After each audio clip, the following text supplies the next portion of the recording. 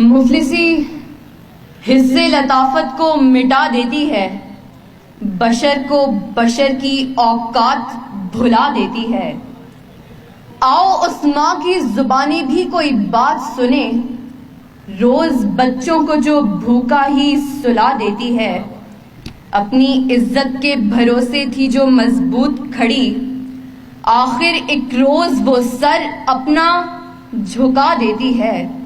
اس کے دامن پہ لگے داغ یہی کہتے ہیں، بھوک تہذیب کے آداب مٹا دیتی ہے۔ صدر علی وقار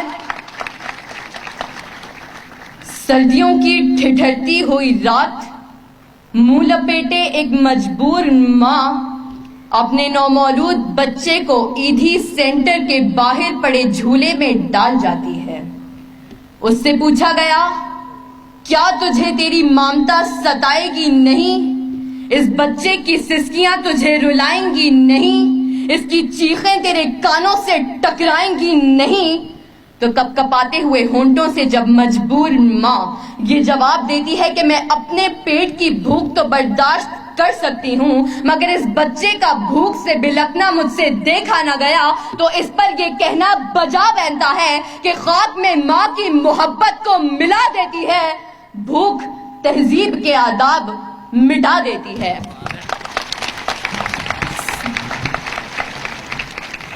صدر علی وقار آج اس معزز اور باوقار ایوان میں قائد ایوان نے جو قرارداد پیش کی کہ ہم معاشی نہیں اخلاقی بدحالی کا شکار ہیں، میں اس کی بھرپور مخالفت کرتی ہوں، کیونکہ جس اخلاقی بدحالی کا رونا وہ رو کر گئے، وہ اخلاقیات تو خود معاشیات کی محتاج ہیں۔ قریب ہے کہ مفلسی تمہیں کفر تک لے جائے، اخلاقیات معاشیات کی محتاج ہیں۔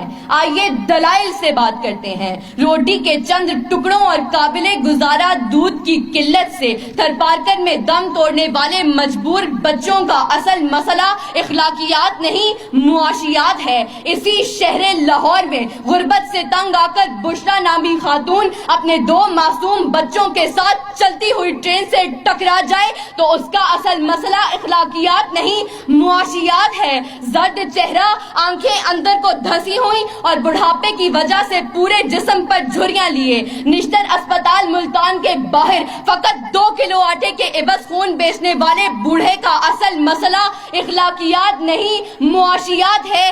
چہرہ بتا رہا تھا کہ مارا ہے بھوک نے، اور لوگ کہہ رہے تھے کہ کچھ کھا کے مر گیا۔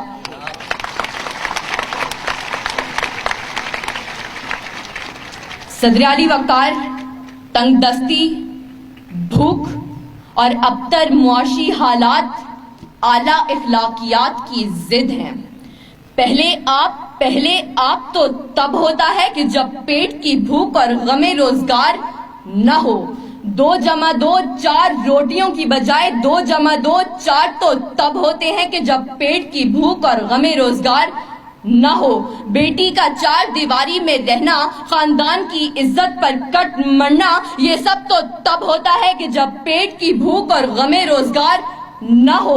چاند روٹی کی بجائے چاند میں چرخہ کاٹتی بڑھیا تو تب دکھائی دیتی ہے کہ جب پیٹ کی بھوک اور غم روزگار نہ ہو۔ فاقوں نے تصویر بنا دی، آنکھوں میں گول جو بھی چیز ہو روٹی لگتی ہے۔ اور تو اور عبادت و ریاضت بھی تب ہوتی ہے کہ جب پیٹ کی بھوک اور غم روزگار نہ ہو۔ کون عاشق خدا کی ذات کا ہے؟ سارا چکر معاشیات کا ہے۔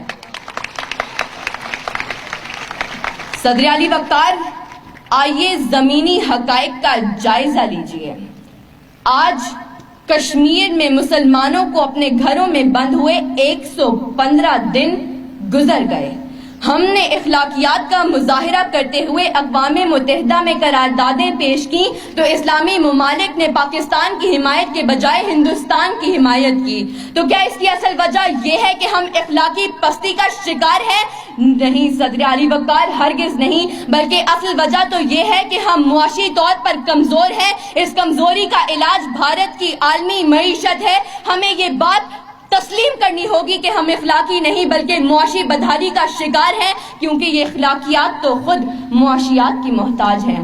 صدر علی وقار، میرے ان تمام دلائل کے باوجود اگر اب بھی کوئی یہ یقین رکھتا ہے اور بازد ہے کہ ہم معاشی نہیں بلکہ اخلاقی بدحالی کا شکار ہیں، تو اس سے بس ایک ہی سوال کرتے ہوئے میں اجازت چاہوں گی کہ وہ جس کا ایک ہی بچہ ہو بھوکا 8 پہروں سے، بتاؤ اہل دانش تم وہ گندم لے کہ تختی لے۔ شکریہ۔